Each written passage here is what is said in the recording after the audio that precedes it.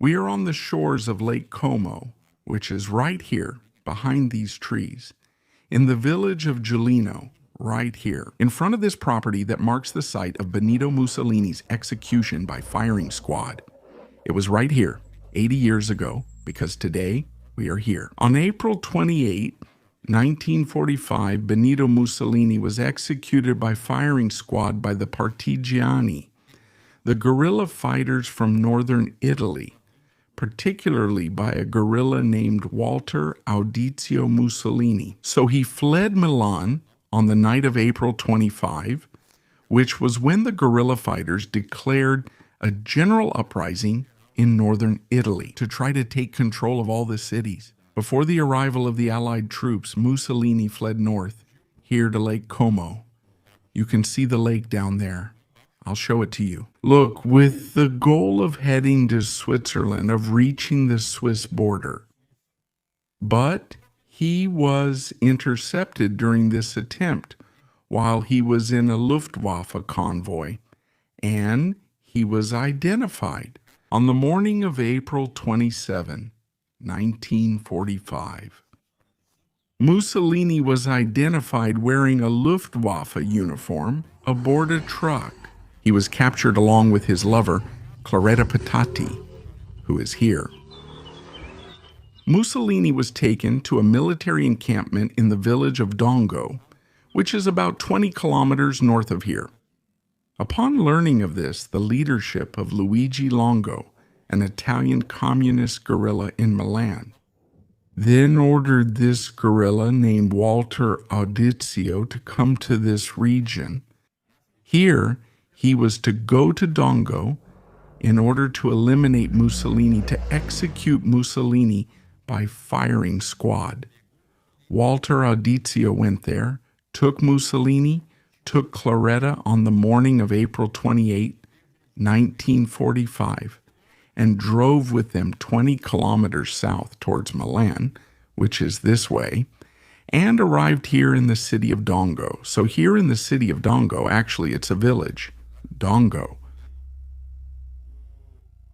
Audizio stopped the car right here. It was 4:10 in the afternoon. He stopped the car right here and ordered the two of them to get out of the car and stand next to this wall here. See? According to the guerrilla reports, Mussolini simply said, "Aim at my heart." And then the two of them were executed by firing squad at this spot, right here. A French submachine gun called the Manufacture d'Armes de Saint-Étienne 38 was used, and the two were instantly struck down by the burst. And their bodies were then taken in the same car.